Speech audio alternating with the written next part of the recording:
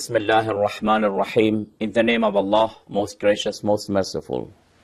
Brothers and sisters of Islam, we were talking about the rights of women in Islam, and we wanted to know what is the opinion of Islam about ladies and women. These days, a lot of Western countries are talking about women's rights, and they attack Islamic countries, and especially the religion of Islam, that in Islam, women's rights is disregarded. It is neglected. They accuse Islam and they say that Islam believes women are inferior, men are superior. We want to know whether it is true or not. The answer is not negative. These are merely accusations. Islam does not believe in all these things. From the Islamic point of view, men are creatures of Allah subhanahu wa ta'ala. Women are creatures of Allah subhanahu wa ta'ala. When we want to talk about the salvation in the Day of Judgment, the Holy Quran says that both of them have this chance to reach to that salvation. When we talk about the prosperity in this world, having a good life in this world, being perfect, being prosperous in this world, both of them are equal. Both of them have the same chance to reach to those positions. From the Islamic point of view, there is no difference between them. And today we want to talk about another thing.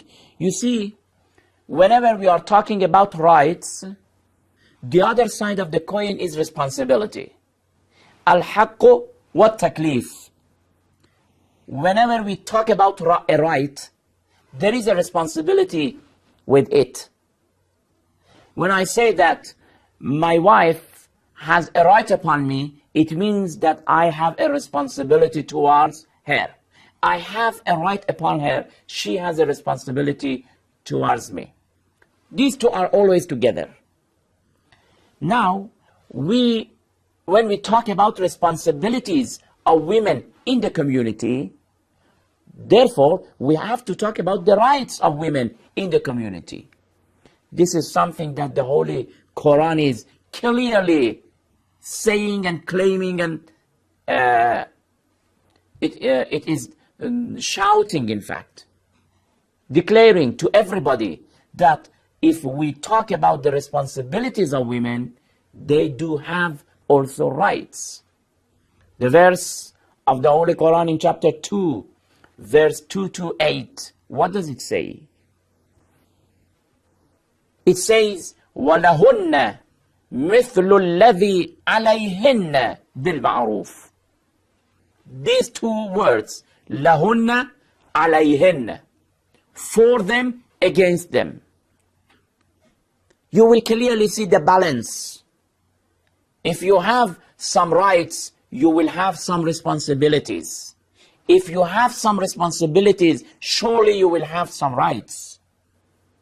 And it is interesting to see that the verse is talking first about the rights, وَلَهُنَّ, and for them, for women, for ladies. Let me read the translation. The wives have rights similar to the obligations upon them. وَلَهُنَّ, they have rights as they have obligations. They have rights as they have commitments.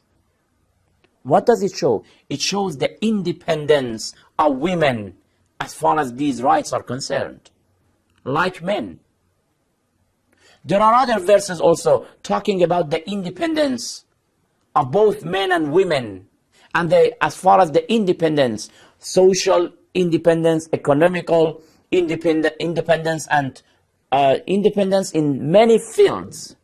Both of them are enjoying of that level of independence. This verse in chapter 74, verse 38, what does it say? كل نفس بما كسبت رهينة.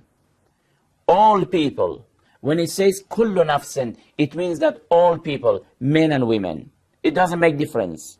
The word is nafs. كلنا. It means that every soul. It doesn't say كل رجل, every man. No, it says everybody will be held in pledge for their deeds. It means that everybody is responsible for what he has done. All of us, whether men and women, we are responsible for our own actions. It doesn't make any difference. The verse does not say that, okay, only women must be responsible, not men. All of them.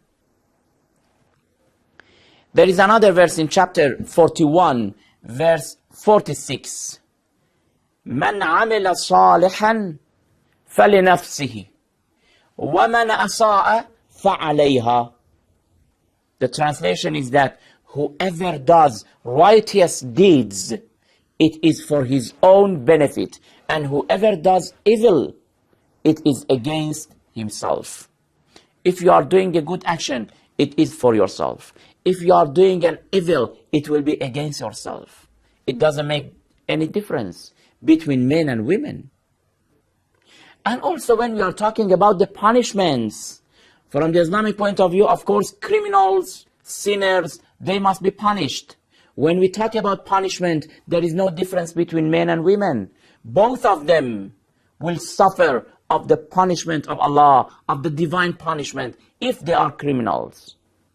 Listen to this verse of the Holy Quran in chapter 24, verse 2. What does it say? الزانية والزاني فاجلدوا كل واحد منهما 100 جلدة.